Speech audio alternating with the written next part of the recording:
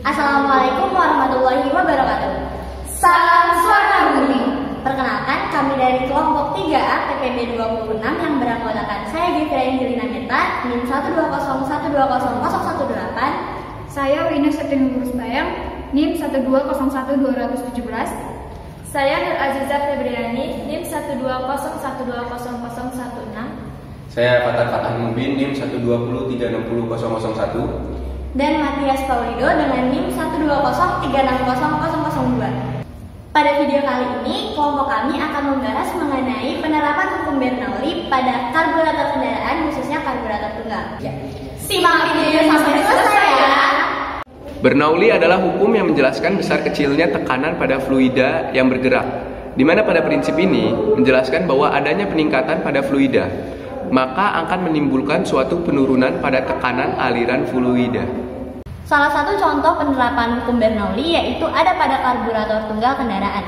Karburator merupakan sebuah alat yang mencampur udara dan bahan bakar untuk sebuah mesin pembakaran dalam secara homogen. Alat ini tidak hanya mencampur udara dan bahan bakar, tetapi juga mengkarburasi yang memiliki tujuan supaya molekul bensin bisa tersebar secara merata pada udara yang terhembus.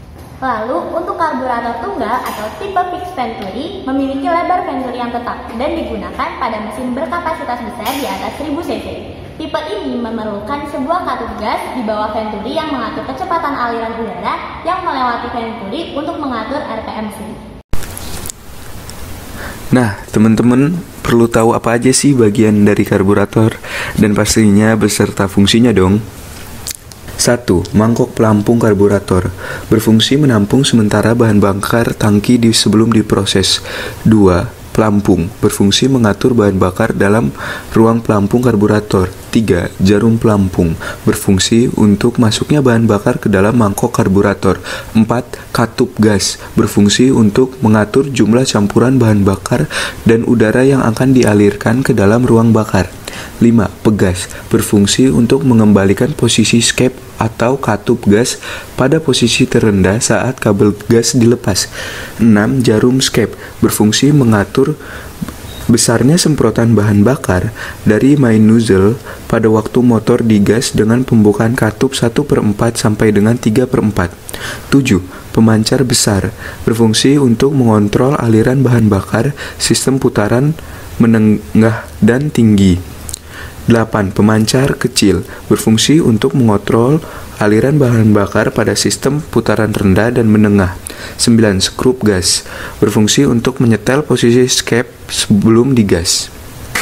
10. Skrup udara berfungsi untuk mengatur banyaknya udara yang akan dicampur dengan bahan bakar. 11. Katup cuk berfungsi menutup udara luar yang masuk ke karburator sehingga gas menjadi kaya, digunakan pada waktu start. Prinsip kerja pada karburator tunggal. Karburator ini pada dasarnya bekerja menggunakan prinsip hukum Bernoulli. Pada karburator jenis ini terdapat katup gas di bawah venturi yang bekerja mengatur kecepatan aliran udara yang masuk melewati venturi. Besarnya vakum yang dihasilkan oleh udara yang mengalir melalui venturi dipengaruhi oleh jumlah bahan bakar dan pembukaan katup gas. Selain itu, pada karburator ini terdapat lubang kecil di antara venturi yang disebut jet yang diberi asupan bahan bakar melalui ruang apung. Vakum yang dibuat di venturi ini menarik bahan bakar dari ruang apung yang berada pada tekanan sekitar. Semakin cepat udara yang disaring masuk melalui saluran udara luar, maka semakin rendah tekanan di bawah venturi. Hal inilah yang menyebabkan perbedaan tekanan yang lebih tinggi antara venturi dan ruang apung, sehingga menyebabkan bahan bakar yang mengalir keluar dari jet lebih banyak dan bercampur dengan aliran udara. Gambar berikut adalah contoh prinsip kerja karburator tunggal pada motor. Venturi berfungsi untuk meningkatkan tekanan udara yang disebabkan oleh adanya perbedaan diameter tabung sehingga bahan bakar bisa terhisap ke ruang bakar. Pilot jet berfungsi mengalirkan bahan bakar dari karburator hingga RPM menengah. Apabila pilot jet kekecilan saat gas dibuka, mesin akan sedikit ada jeda. Apabila kebesaran, akan muncul suara seperti orang mendengkur. Main jet berfungsi untuk menyuplai bahan bakar. Apabila main jet kekecilan saat gas dibuka, seperti menarik nafas pendek. Apabila kebesaran, tenaga menjadi tanggung. Keterkaitan karburator terhadap rumus hukum Bernoulli, di mana persamaan Bernoulli yaitu P P1 ditambah setengah rho 1 dikali V1 kuadrat ditambah rho dikali G dikali H1 sama dengan P2 ditambah setengah rho 2 dikali V2 kuadrat ditambah rho dikali G dikali H2. Pada karburator kendaraan tekanan P1 dimiliki oleh tekanan pada udara bebas, sedangkan P2 terletak di antara jala venturi dengan pipa kapiler. Ketika mesin dihidupkan dan katup throttle sedikit dibuka, maka tekanan pada P2 akan lebih besar, sehingga bahan bakar dapat mengalir melalui pipa kapiler. Sebaliknya, ketika katup throttle dibuka lebar, maka tekanan pada P2 akan lebih kecil, sehingga besarnya kecepatan V2, bahan bakar yang keluar dari pipa kapiler, akan semakin besar. Sesuai dengan prinsip Bernoulli, maka dapat disimpulkan bahwa besarnya tekanan pada P1 di selubung udara akan bernilai sama dengan tekanan P2.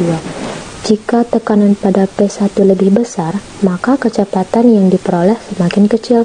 Apabila tekanan pada P2 lebih kecil, maka kecepatannya akan semakin besar. Kecilnya tekanan pada P2 dipengaruhi oleh besarnya kevakuman di wilayah tersebut. Berdasarkan prinsip Bernoulli, semakin cepat udara bergerak, maka semakin kecil tekanan statisnya dan semakin tinggi tekanan dinamisnya. Adapun kelebihan karburator yang pertama yaitu perangkat komputer lebih mudah ditemukan dan harganya juga terjangkau. Kedua, jumlah komponen lebih sedikit dan tidak kompleks. Ketiga, mudah dimodifikasi. Kelemahan karburator yang pertama, boros bahan bakar. Yang kedua, sensitif terhadap perubahan suhu udara. Yang ketiga, perlu penyetelan pada setiap bagian secara tepat. Adapun keunikan karburator dibanding injeksi, yang pertama, karburator dapat dimodifikasi, sedangkan injeksi tidak dapat dimodifikasi secara sembarangan. Selain itu, pada karburator masih mengandalkan gerakan piston, sedangkan pada injeksi sudah mengandalkan alat elektronik yaitu injektor. Saran pengembangan karburator ke depannya adalah, adapun kelemahan karburator seperti yang telah dipaparkan sebelumnya, yaitu sensitif terhadap perubahan temperatur udara. Agar karburator tidak sensitif terhadap temperatur udara, perlu ditambahkan komponen IAT atau Engine Air Temperature yang ada pada injeksi, yang merupakan sensor yang memberikan informasi dan mengatur suhu atau temperatur udara. Sekian penjelasan dari kelompok kami. Kurang lebihnya kami mohon maaf. Kami akhiri dengan wassalamualaikum